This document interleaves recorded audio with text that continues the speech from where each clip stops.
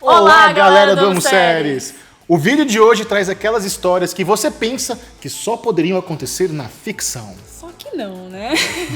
Na lista de hoje, eu e o Michel Aroca, do Série Maníacos, selecionamos 4 séries documentais que você precisa ver. Antes de começar, você já conhece o nosso Instagram? Eu conheço. Depois dá uma olhada nas nossas novidades, é o mesmo nome do canal, @AmoSéries, é muito fácil de encontrar. Pronto para nossa lista?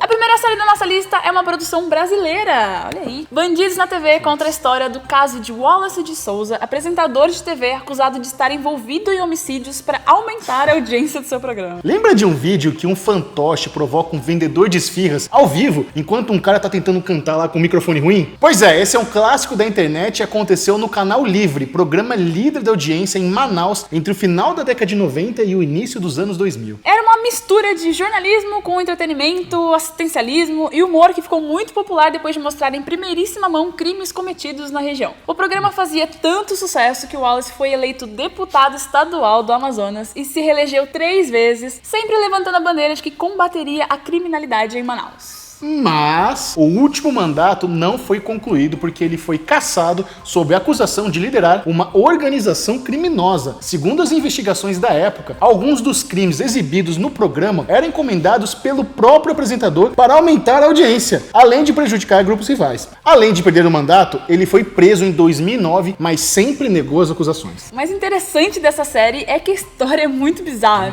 É Brasil, né? Essa Total. coisa só acontecendo no Brasil.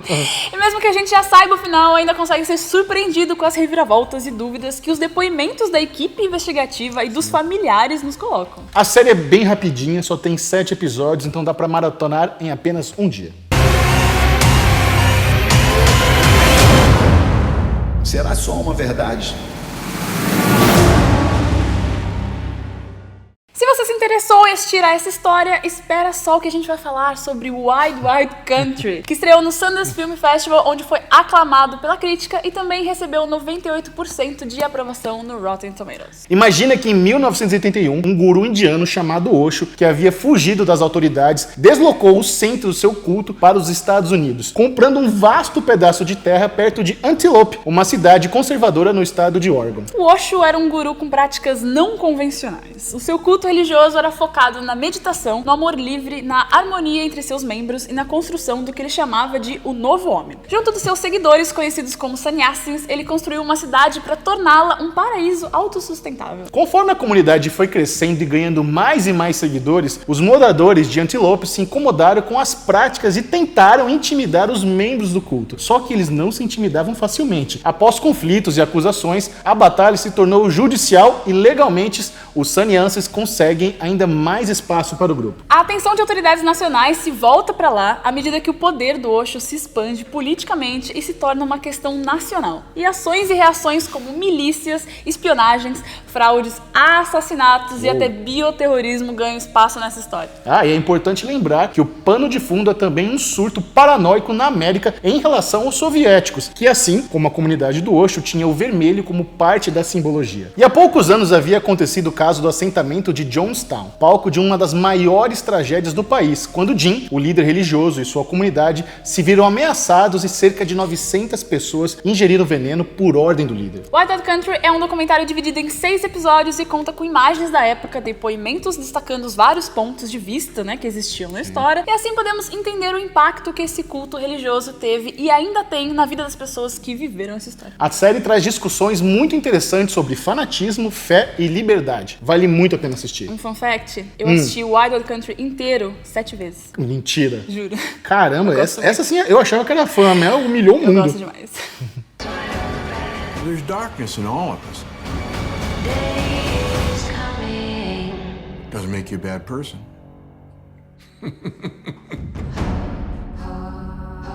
A próxima da nossa lista explora o dia a dia e o convívio entre brasileiros e refugiados em uma ocupação na cidade de São Paulo. A série Babel SP acompanha 250 moradores da ocupação Leila Khalid, no bairro da Liberdade, em São Paulo, e retrata as semelhanças, as diferenças e dificuldades que essas pessoas têm ao tentarem sobreviver naquele espaço. André Amparo comentou em entrevistas que a série surgiu a partir de um outro projeto que ele estava envolvido entre 2015 e 2016. Em meio a pesquisas, ele ficou sabendo que brasileiros anteriormente sem teto e refugiados palestinos de origem síria estavam dividindo o mesmo espaço de moradia e ficou muito interessado na história. A série é dividida por temas que são explorados em 7 episódios. O primeiro apresenta a ocupação, Leila Khalid, além de abordar questões que envolvem o convívio delas, relações trabalhistas, protagonismo feminino e aprendizados diante de diferentes culturas. Ao longo dos episódios, compreendemos um pouco sobre a vida dessas pessoas em São Paulo, escutando os depoimentos delas, de ativistas palestinos que as ajudaram e de como essa ocupação foi determinante na nova realidade que se encontravam. André passou um ano tendo contato com os moradores da ocupação para depois realizar toda a produção da série. E graças a isso, ele trabalha com o mínimo de interferências e com uma fotografia que tem cores mais neutras, trazendo um olhar mais empático daquela vivência. Uma curiosidade interessante é sobre o nome da ocupação, a homenagem a Leila Khalid, uma militante palestina que ficou famosa nos anos 70, depois de desviar um voo que iria de Tel Aviv para aterrissar em Damasco, fazendo com que a atenção do mundo voltasse para ela. Os passageiros deixaram o avião sãos e salvos em troca de que ela pudesse ler um comunicado para a imprensa nacional chamando a atenção para a questão da Palestina.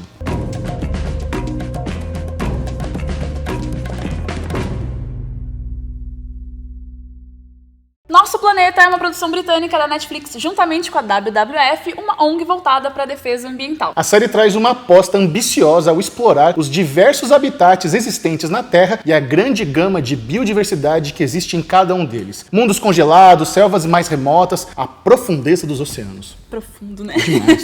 Somos apresentados a imagens extraordinárias e inéditas da vida nesse grandioso planeta que chamamos de lar. Além da beleza que a natureza nos proporciona, a gente conhece um pouco sobre o comportamento de diversos animais, assim como seus comportamentos em busca de sobreviverem em um mundo tão mutável e cheio de desafios. Cada cena nos convida a passar por diferentes emoções, desde a admiração diante da magnitude da natureza, a tristeza por entender que tudo e todos estão sendo afetados pelas mudanças climáticas. O documentário vem como um alerta de que o futuro da natureza, o nosso futuro, está em xeque, mostrando as consequências dessa crise ambiental e como a gente faz parte e somos responsáveis por ela. Existe um site interativo baseado na série em que os usuários podem aprender mais e saber dicas de como ajudar na luta pela preservação ambiental. Muito bom. Mas o interessante da série é a abordagem. Ela mostra como todos estamos conectados e precisamos fazer uma análise sobre a nossa relação com o planeta, nossa sobrevivência e a das gerações futuras. A produção durou 4 anos e foi filmada em 60 países, contando com 400.000 horas de filmagens e 600 profissionais envolvidos. Tudo isso foi transformado em 8 episódios para você assistir, aprender e se conectar.